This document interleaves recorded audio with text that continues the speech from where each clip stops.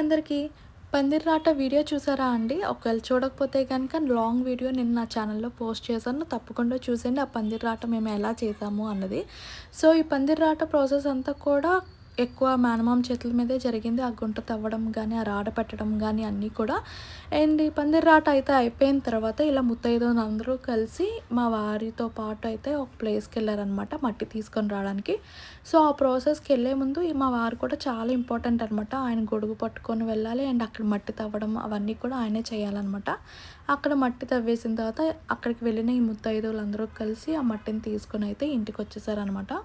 ఎక్కడైతే మళ్ళీ పందిర్రాట వేసామో సేమ్ అదే ప్లేస్‌కొచ్చి ఆ పందిరి కింద అయితే ఇలా మట్టిని వేసేసి మళ్ళీ దాన్నంతా అరేంజ్ చేశారనమాట. అది ఎలా అరేంజ్ చేశారో ఏంటి అనేది నా నెక్స్ట్ వీడియోలో చూపిస్తాను. చూసేయండి.